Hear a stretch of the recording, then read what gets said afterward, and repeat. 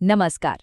आज के इस विश्लेषण में हम बात करने वाले हैं एक ऐसी जबरदस्त और टाइमलेस कहानी की जो सीधे सच और धर्म पर टिकी है। ये सिर्फ कोई पुरानी कथा नहीं है, बल्कि एक ऐसी गाइड है जो सदियों से लोगों को रास्ता दिखाती आई है।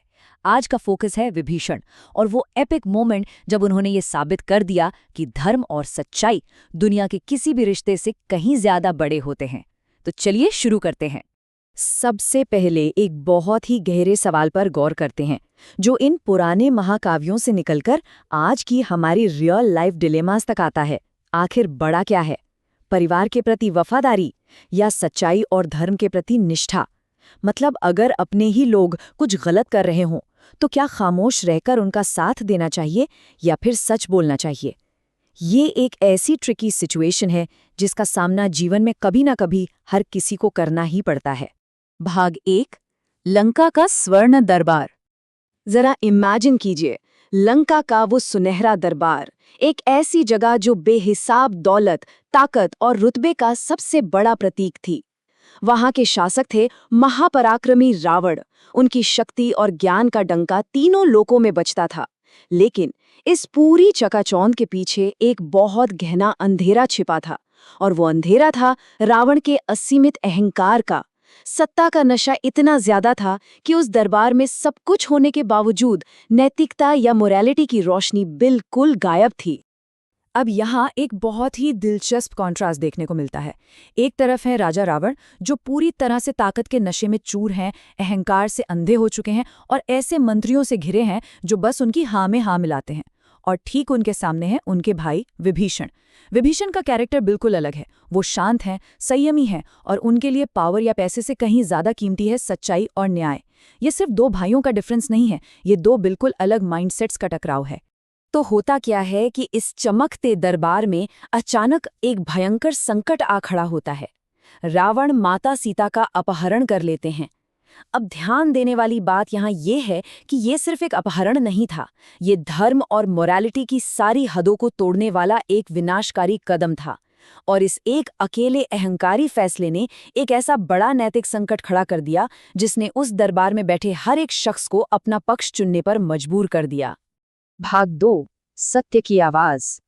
ऐसे माहौल में जहां दरबार के बाकी मंत्री इस गलत काम को सही ठहराने में लगे थे, अचानक एक शांत लेकिन बेहद दमदार आवाज उठती है।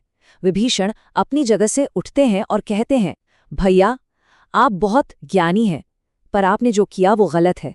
सीता माता को वापस कर दीजिए, अन्यथा विनाश अटल है। इस कठोर चेतावनी में कोई गुस्सा नहीं था, बल्कि इसमें अपने भाई को तबाही से बचाने की एक आखिरी कोशिश और बिना किसी डर के सच बोलने का एक बहुत बड़ा साहस था। अब उस शांति के बिल्कुल ऑपोजिट रावण का रिएक्शन देखिए। पूरे दरबार में सन्नाटा छा जाता है और रावण का क्रोध आसमान छू लेता है। वो गरजते हुए कहते हैं, तू मुझे सिखाता है? मैं लंका का राजा हूं। अगर तुझे मेरा समर्थन नहीं करना तो मेरा भाई नहीं है।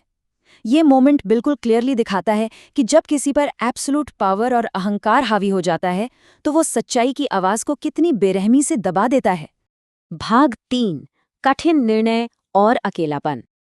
अब यहाँ आती है वो सबसे बड़ी और यूनिवर्सल दुविधा जिसका सामना विभीषण कर रहे थे। एक तरफ था मोह, मतलब अपने भाई के लिए प्यार, परिवार का साथ और अपनी मातृभूमि की सुरक्षा, और दूसरी तरफ थी धर्म की पुकार, यानी सच्चाई और न्याय के लिए एक ऐसी कमिटमेंट जिसमें कोई कॉम्प्रोमाइज हो ही नहीं सकता।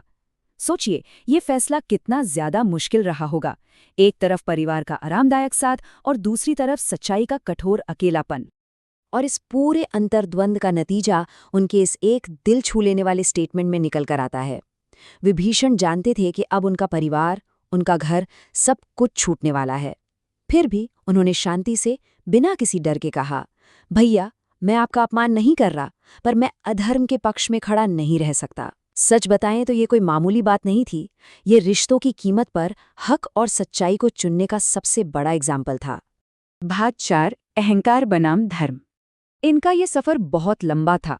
लंका के एक शक्तिशाली राजकुमार से शुरू होकर भारी सभा में विरोध की एक अकेली आवाज बनने तक, और फिर बिना किसी राज्य, बिना किसी दौलत के एक एग्जाइल में जीने वाले यात्री बन जाना।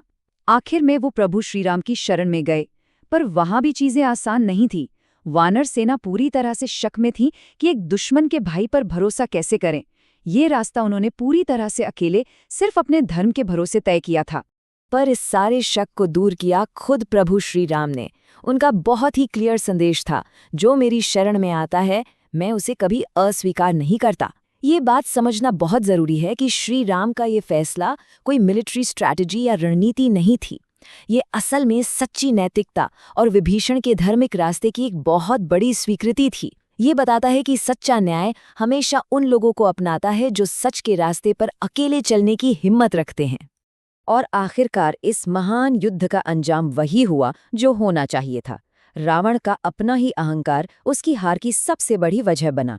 सच्चाई की जीत हुई और लंका का नया शासक विभीषण को बनाया गया।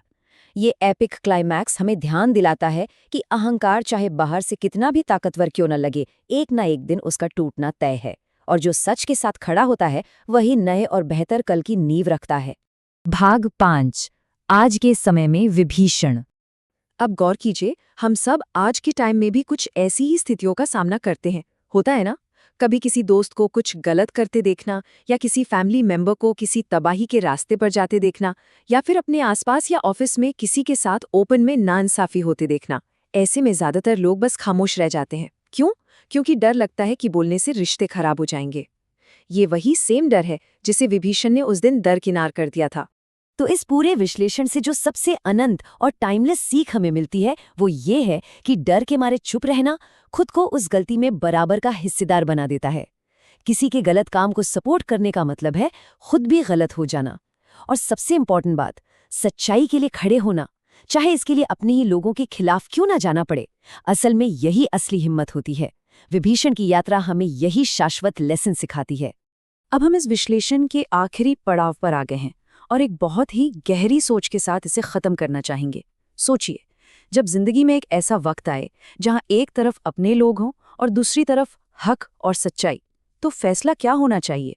क्या चुना जाएगा? अपनों के साथ का आरामदायक रास्ता या फिर सच्चाई और धर्म का वो कठिन अकेलापन? इस एक सवाल पर जरूर विचार कीजिएगा। आज के इस विश्लेषण में साथ जुड़ने के लिए बहुत बहुत धन्यवाद।